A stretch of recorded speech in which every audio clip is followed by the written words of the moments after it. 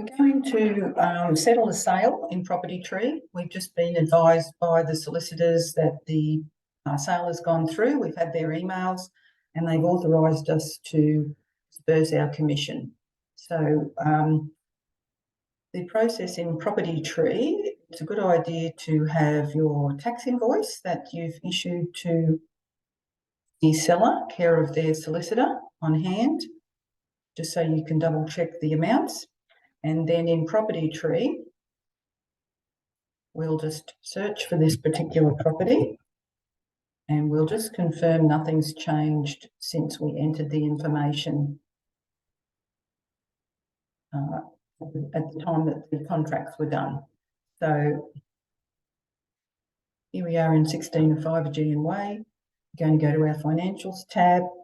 Now, we're not charging much in the way of advertising, just some expenses.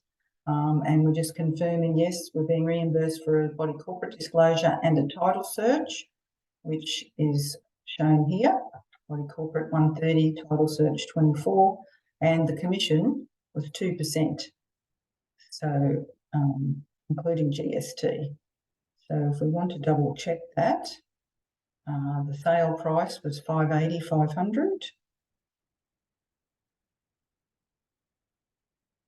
Times 2%, 11,610. That's right. And there's the GST component there, which we get by dividing that by 11. There's your GST component, 1,055.45. So that is consistent with what's in Property Tree. That's the first thing to do. We also need to just double check. Now, there was actually a change of settlement date on this one. It was originally due to settle on the 3rd of March. And it actually settled yesterday on the 9th. So I'm just going to update that there. And you can see we're only holding a $10,000 deposit, which we had to wait for the balance to come in from the solicitors, which came into the trust account today. They withheld $1,764 for us from the settlement funds so that we had enough money to cover our commission and our expenses. Probably 50-50 whether we have enough or whether we have too much, in which case we are sending money back to the seller of the property if we have more deposit than we need. Okay, so we've checked those details accurate. So we can use this little key icon here to make the property settled in Property Tree, which is just a simple process of clicking save. Just changes the status there to settled, doesn't actually do anything else. So we need to charge those fees to the seller's account.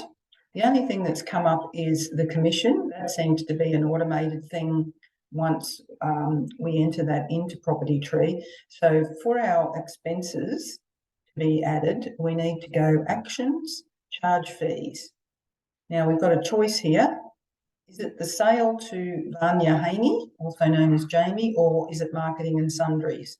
Now, 99% of the time, you always choose sale.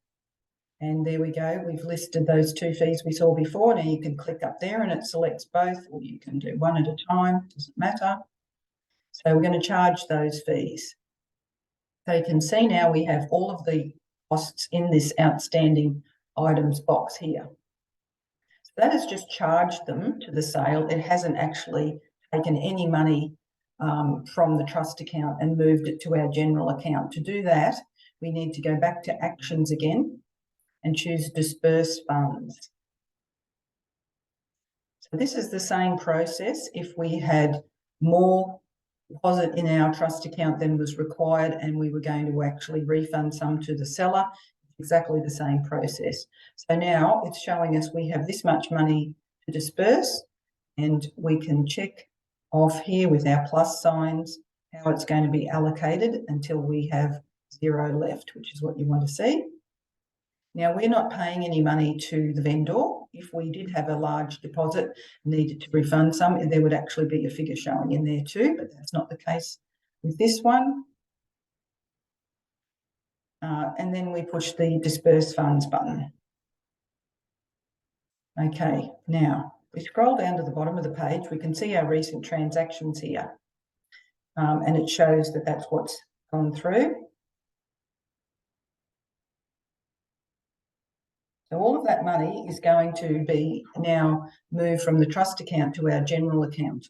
Now, to do that, we actually have to go into our accounting menu over here, and we're going to pay the agency. All the funds are coming to Lifestyle First Realty, so we pay the agency. Now, this will also pick up any property management fees that happen to be knocking around. So potentially there could be a different amount showing here than just what we require, in which case I adjust the relevant sections so that I'm only dispersing funds that are relevant for this sale. It doesn't happen all the time, but it can. You could have a letting fee in there, or you could have some extra GST and a management fee or something. So you need to adjust it so that total here is what is on our invoice. It gets a bit confusing for bookkeeping purposes if you don't do that. So back to property tree, figures match. You can see it also, it allocates the GST separately there. So we're just going to push pay agency. Lets you know that that's happened. And if we scroll down a bit, we can see here, it's got our trust, our general account number there. Now, we always use the ABA file function because that is an automatic thing. We can upload that directly into Suncorp Banking. We don't need to enter any account numbers and amounts. And then we also generate these two things here, the payment batch and the statements. So I'm just going to view the payment batch because we save these little reports in the G drive. So that's going to be disappeared up here underneath. No, it's not showing there yet. Why is that? View payment batch. View statements to print. Here we are. Okay, so this is our agency statement. We actually send these off to Vanessa so she can see a breakdown of how the costs were arrived at. So I'm going to save that in G Drive, shared drives. Now it goes in our property management, even though it's a sale, all our trust accounting stuff's kept under property management, Queensland Trust Accounting, property tree. And you can see here there is a separate folder for agency statements. So we open that up. Now, the rentals and the sales are together. We don't do that many of them, so I usually put them together. You can see here where these are other sale ones that have gone through. So I just put the property address next to that. 5 the GM Way, and today's date is the 10th. We're going to save that one.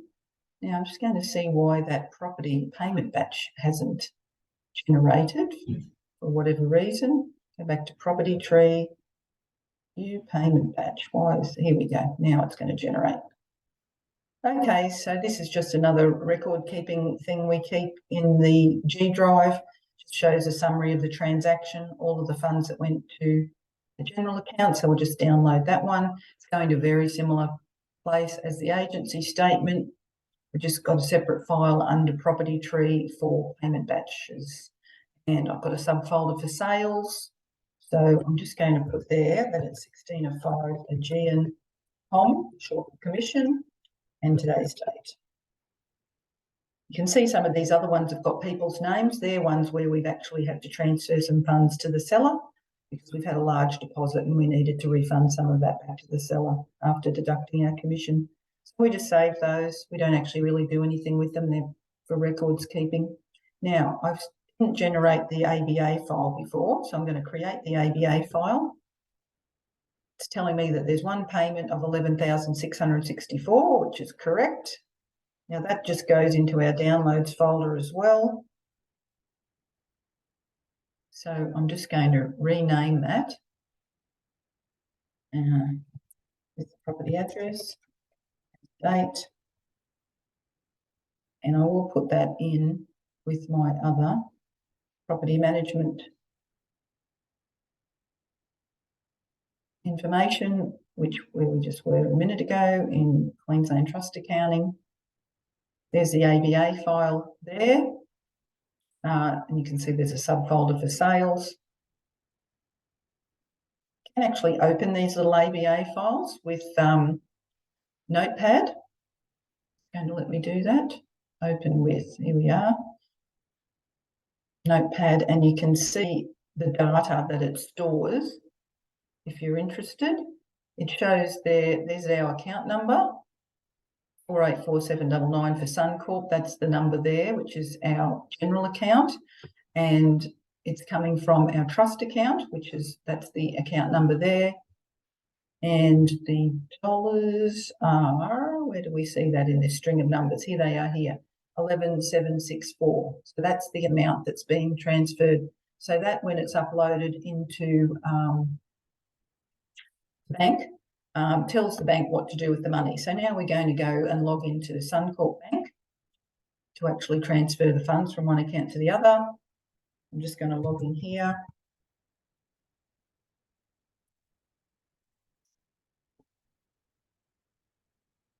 Code in.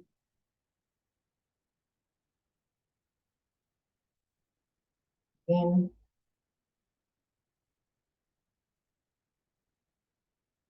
Okay, just the same as doing any other bank transaction. Basically, we're doing a business payment credit. So we select that from the menu. Now we're doing a file upload because we have our ABA file to use. You can do it manually if you choose, but it's a better idea to use the file upload. You can't make any mistakes then.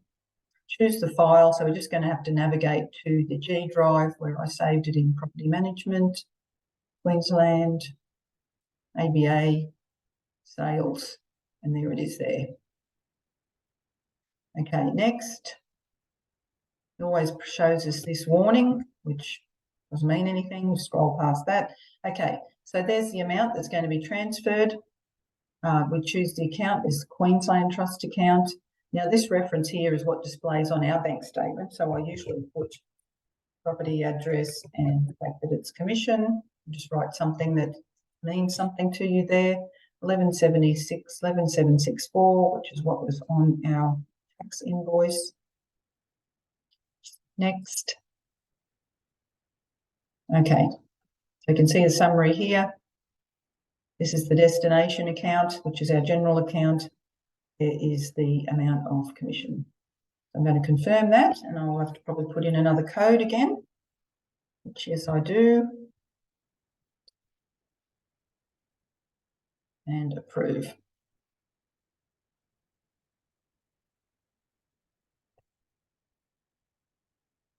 Okay, done.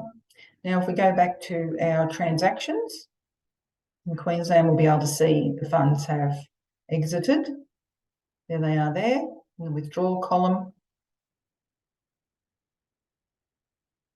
Okay, and then we can log on out of the bank. So there are, of course, other things to do when a property settles, changing things on the website, etc. This is just purely about the property tree and payment aspect of dispersing the commission. Thank you.